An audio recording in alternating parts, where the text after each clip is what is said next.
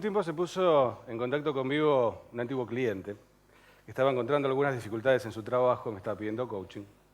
Eran los primeros días de un mes de agosto.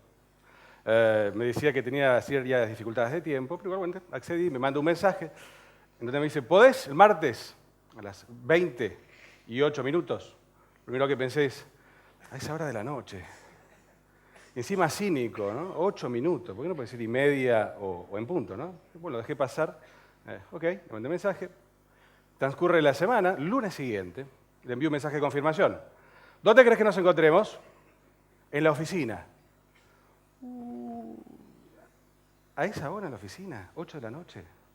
Generalmente están cerradas. Pero bueno, ok, le digo, nos vemos mañana. Automáticamente me envió un mensaje y dice, ¿mañana? Todavía faltan más de 10 días. ¿Estás bien? Sí, automáticamente y ahí rápido vuelvo al primer mensaje, al original, y lo que encontré es esto. Claro, él me estaba hablando del martes 20 de agosto y yo estaba entendiendo, por supuesto, era el horario, ¿no? Ahora, existe una muy delgada línea entre aquello que yo quiero decir, lo que digo, lo que el otro quiere escuchar y el modo en que lo interpreta. Y cualquier desvío de esta delgada línea automáticamente nos pone ante lo que generalmente llamamos un malentendido. Y si bien nos produce malestar o incomodidad, yo les propongo la idea de que detrás de nuestros malentendidos existe un montón de información muy útil de primera mano sobre nosotros mismos, a la vez que nos ofrece oportunidades de aprendizaje, que nos permite crecer y nos ayuda a mejorar nuestros vínculos. Veamos. En el año 1514, el explorador español Francisco Fernández de Córdoba desembarcó en las costas de la península a la que denominó Yucatán, ya que esa era la palabra que los nativos de allí pronunciaban cuando él le preguntó cómo se llamaban esas playas en donde había desembarcado. Tiempo después se supo que en dialecto maya, Yucatán significa no le entiendo. Como decía, nuestros malentendidos hablan más acerca del modo en el cual percibimos las cosas que el modo en que las cosas son, ¿no? Constantemente estamos filtrando lo que percibimos y lo hacemos todo el tiempo, lo hacemos todos en mayor o en menor medida. Como dice el famoso adagio, no vemos las cosas tal como son, sino tal como nosotros somos. Sin ir más lejos, hace un tiempo me encontraba trabajando en una presentación de mi trabajo, totalmente abstraído del mundo exterior y de repente escucho como unos sonidos del exterior que me decían de los chicos, mañana, de bolas, ¿no?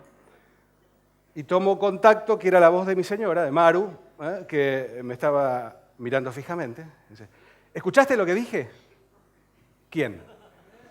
Estas cosas me permiten como ganar tiempo, ¿no?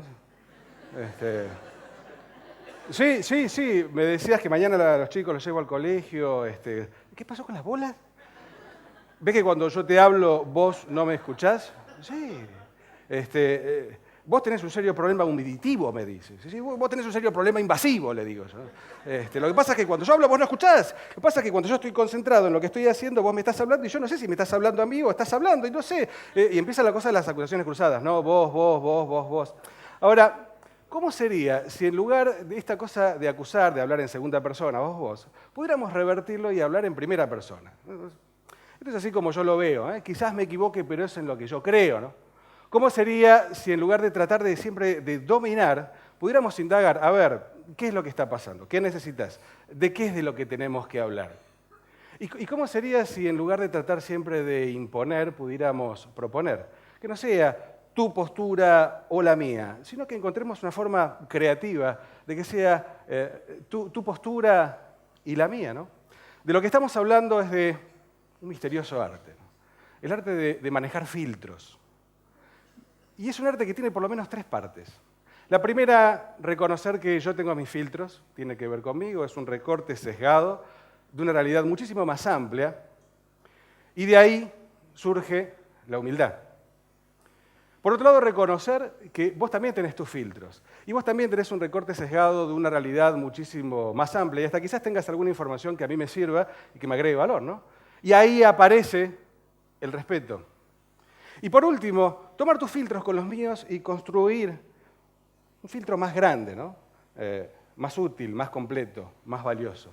Ahí aparece la colaboración. ¿Cómo se ven nuestras relaciones cuando están sustentadas en valores como la humildad, el respeto y la colaboración. Llevando esto mismo al ejemplo mío, con humildad sería cuestión de reconocer que está bien, es cierto que yo tengo una capacidad irritante a veces para aislarme del mundo exterior.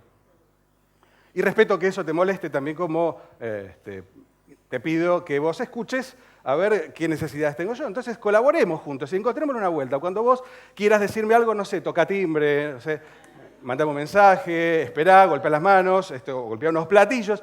Y yo con gusto, mañana a la salida del colegio, agarro a los chicos, los siento en la vereda de enfrente y hacemos bolas de plasticola y se los llevamos al kiosquero de enfrente de la península de Yucatán.